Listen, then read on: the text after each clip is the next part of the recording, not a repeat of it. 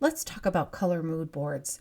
Using color mood boards can really help you with inspiration for your cards, and they also help you to create a cohesive looking card with all the different elements that you'll be using. Let's talk about it a little bit more. So first, let's talk about the products we're going to use today. We're using the Alex Siberia Designs Gorgeous Peonies set. Now, this is a well coordinated set that includes stamps, dies, hot foils, and stencils. Here is the stamp set, and they're beautiful flowers in the Alex Siberia way. She is notorious for creating beautiful flowers, and look at this, look at this. It's one stamp, guys. So all you have to do is put that on your acrylic block or in your stamp platform, and you stamp the entire set of flowers, and this is what it looks like. And it's perfect.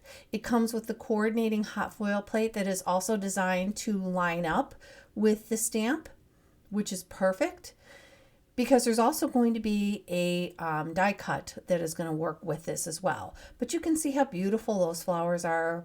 I hot foiled them in a gold foil, and they're just lovely. Perfect size as well. So now let's take a look at the die. Now the die is one die, and it's made to line up with the stamp or the foil. So instead of separating all the dies, poking your finger the way I do all the time with those little sharp edges, you have one die that all you do is set up over the flowers and you die cut it and bam, you're done. This makes life so much easier in my opinion. And I also love how these dies are blue. I think that's a really unique thing that Alex Siberia did. Along with everything else is a layered stencil set. Now they are numbered in the upper left corner so you know what layers are what. And they come with 3 layers for the flowers and 3 layers for the leaves. So now that we have talked about the product that we're going to use today, let's talk about the color mood board we're using. And here it is. So the first step, once I've established my color mood board, is to start inking up the flowers using the stencil. Now you could definitely color in the same shades, but I wanted to show you how the stencil works here. So I'm going to stencil the flowers in shades of yellow according to that mood board.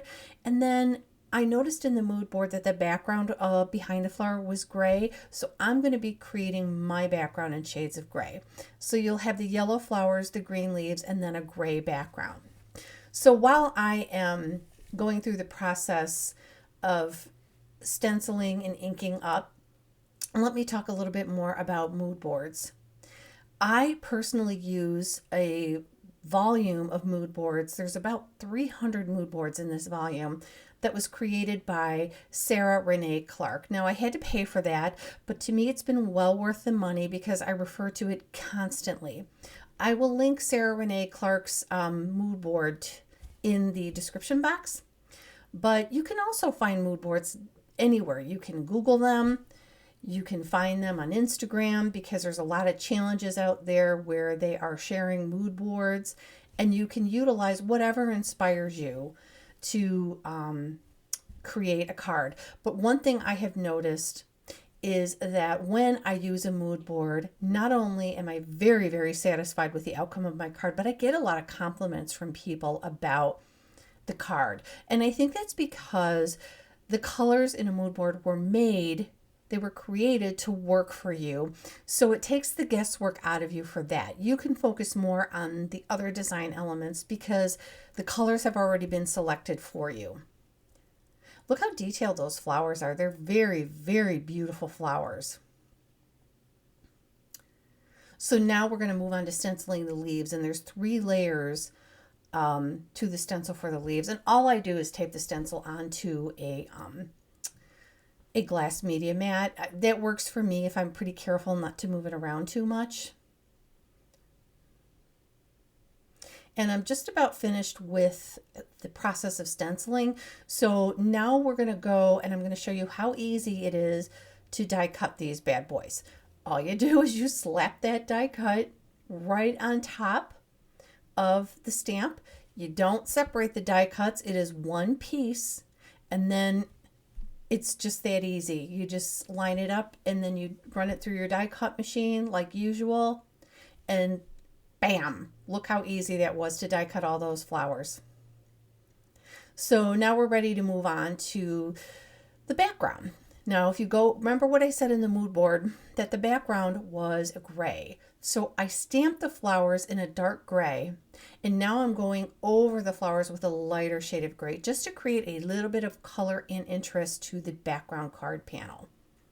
And I wasn't sure how this was going to turn out, but I was actually quite happy with the result. Now, using the nested scallops dies, this one is really pretty. I am going to die cut this and trim it down a little bit so that I can make it a bit smaller. So I've got that trimmed down, and now I'm going to go ahead and add another element of interest using the Tiny Crosses cover die plate. Look how that turned out. I was so satisfied with that. You've got so many things going on with that background there. So now it's time to just put the whole background panel together. I'm adhering everything to a 5x5 by 4 1/4 size card base. That's an A2 size card base. And I placed my background over a piece of black cardstock, and then I'll place it on the card base. And I think the black cardstock really helps to frame that background. And that's all there was to my background. My background is ready to go. Next, I'm going to create a sentiment using the For Her sentiment stamps. I love the boldness of these stamps. And I also love that there are coordinating dies that can help you die cut in a very interesting way some of the sentiments. So once that's done, now I'm able to put the whole card together. And what I do is I stage everything before I adhere it down. When I'm working with flowers, I really like to play around with it on the card panel and make sure that everything works together. And once I'm happy with placement, then I will go ahead and adhere it all down. So I really love how that yellow works with the gray. I think it's absolutely beautiful together, and I was able to focus on design elements rather than color. And here you're going to see the final outcome. It worked out beautifully, and I thank you so much for joining me today. Have a great day.